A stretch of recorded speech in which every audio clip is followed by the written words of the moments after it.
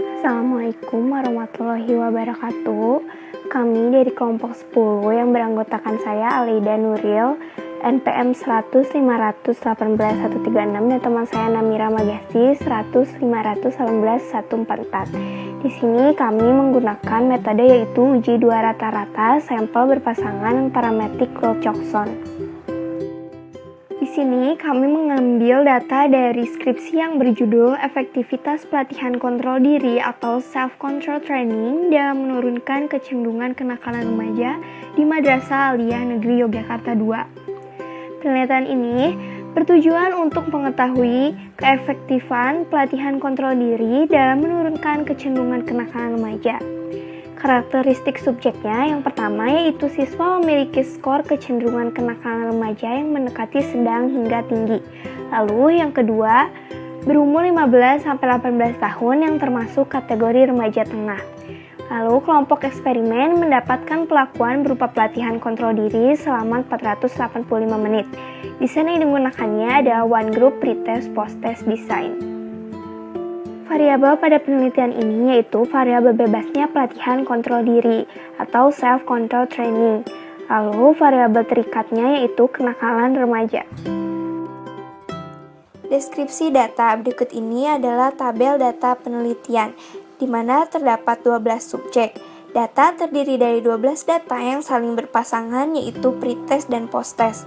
Data ini menjelaskan angka atau tingkatan kenakalan remaja sebelum dan sesudah dilakukannya treatment self-control training. Skala pengukurannya adalah ordinal, lalu hipotesis dari data ini adalah tingkat kenakalan remaja menurun setelah siswa diberikan pelatihan kontrol diri atau self-control training. Langkah deskripsi statistik di sini kami menggunakan Microsoft Excel. Langkah pertama yaitu inputkan data penelitian ke dalam worksheet Excel, lalu klik data, lalu data analisis. Langkah kedua, setelah mengklik data analisis akan muncul pilihan seperti ini. Di sini kita pilih deskriptif statistik, klik lalu klik OK, sehingga muncul tampilan seperti di bawah ini. Langkah ketiga, pada kotak bagian input, klik kotak kosong input range, kemudian blok daerah data yang akan dianalisis. Di opsi pilihan group by, klik columns dan centang pada kotak labels in first row. Selanjutnya, pada bagian output, option, klik kotak kosong output range, kemudian blok kolom kosong untuk hasil output. Kemudian, centang summary statistik dan confidence level for means. Lalu, kemudian klik OK. Setelah mengklik OK, akan muncul output seperti ini. Dari hasil output tersebut, kita mendapatkan tabel deskripsi statistika untuk skor pretest dan skor posttest. Di sini bisa kita lihat nilai tengahnya untuk skor pretest yaitu 106 dan nilai tengah untuk skor posttest yaitu 97,5. Lalu untuk rata-rata skor pretest yaitu 110,83 dan skor posttest 91,83. Nilai minimum pada skor pretest yaitu 80 dan maksimumnya 148.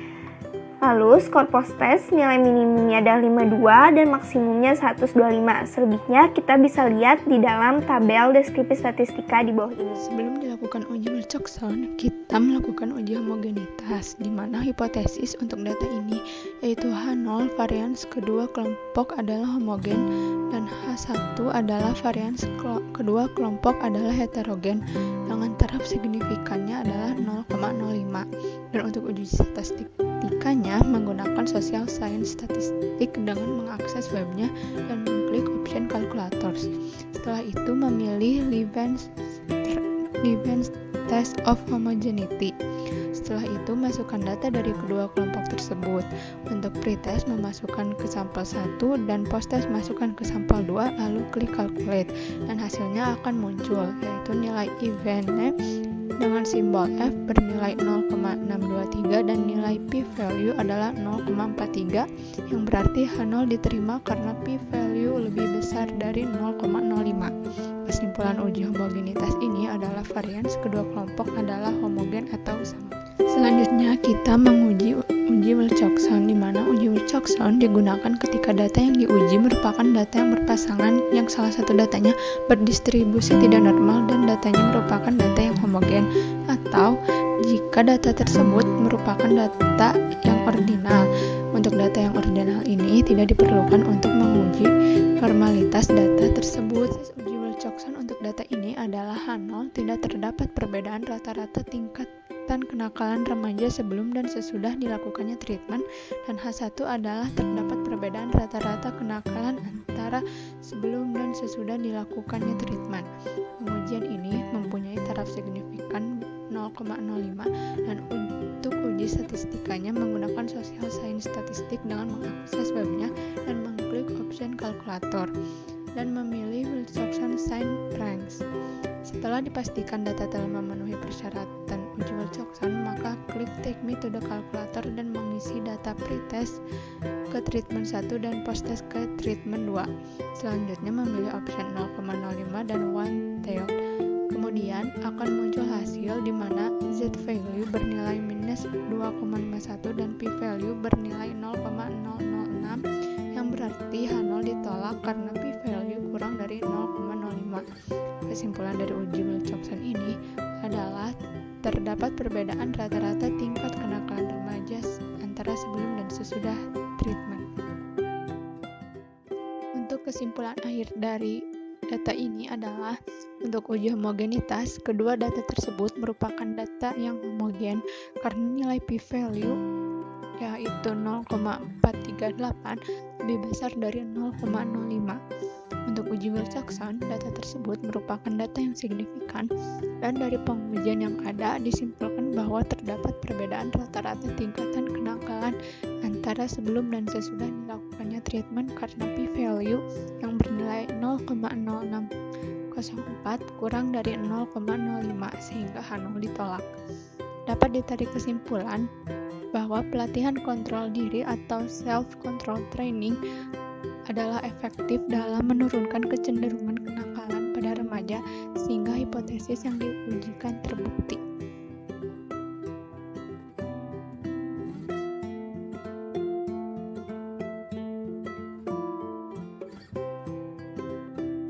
Sekian penjelasan dari kami, mohon maaf apabila ada kekurangan. Wassalamualaikum warahmatullahi wabarakatuh.